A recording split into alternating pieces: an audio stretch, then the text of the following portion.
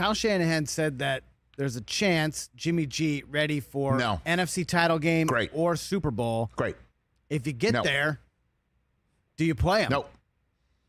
Is he better than Josh Johnson as the backup if you need him? He's probably as good as Brock Purdy. Correct. So why don't you go back to your starter? Because it's all working. Hot hand. Don't change a thing. And if Purdy goes down, you got Jimmy G. Let's talk this. I know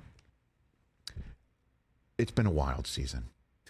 A wild, like 70 quarterbacks season this year. A wild, unpredictable season that we know sitting here, any of the 14 that make it can win it. Obviously, some. Stop it. Stop it. 12 can Stop win. it. I think Come on, maybe 11.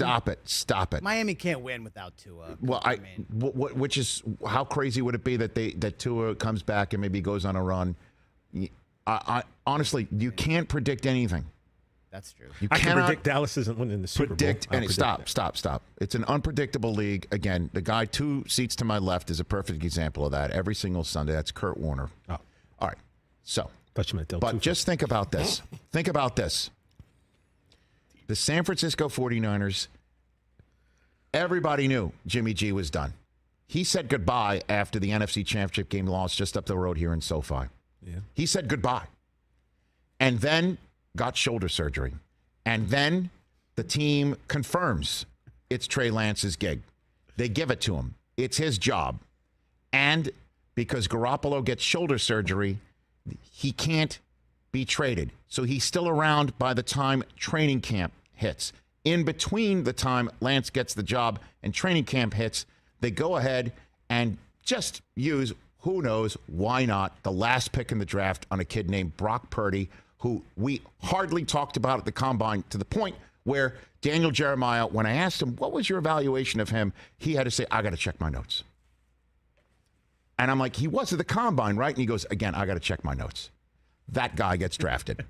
And Garoppolo is still around in training camp to the point where the coach says, hey, we have him listed on the depth chart just because we have to. He doesn't have a playbook. Admittedly, we're trying to get him out of here into a place that he's happy, and it's Trey Lance's job. Everybody back off. It's Lance's job. And then by the end of training camp, they're like, we still have Jimmy G here.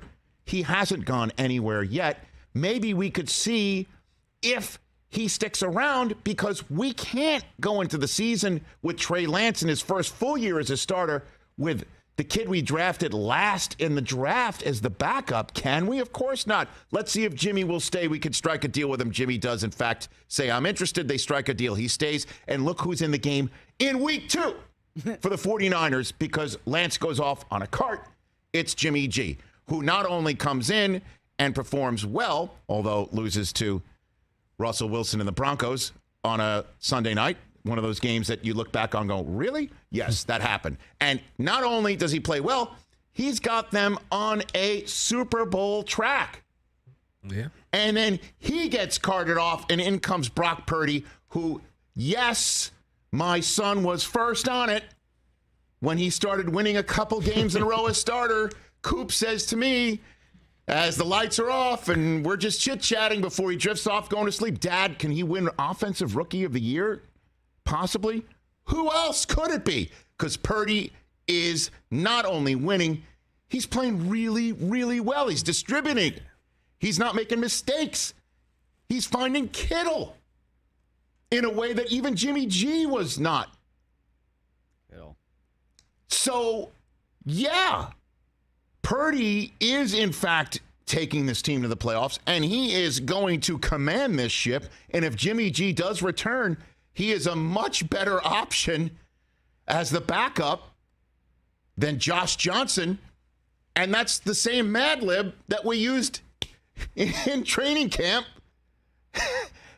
It's just Purdy is the proper name instead of Trey Lance.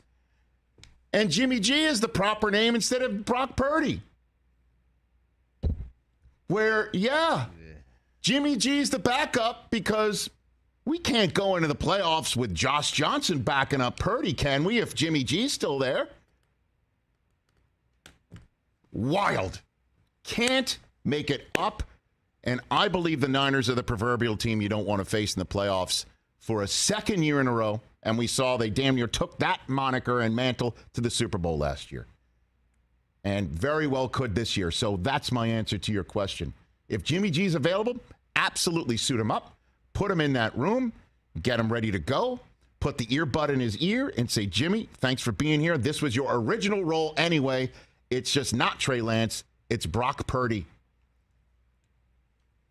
And what the Niners do at quarterback for 2023, we can table that for the moment, but that's going to be a dynamite conversation because Tom Brady could be in that mix too.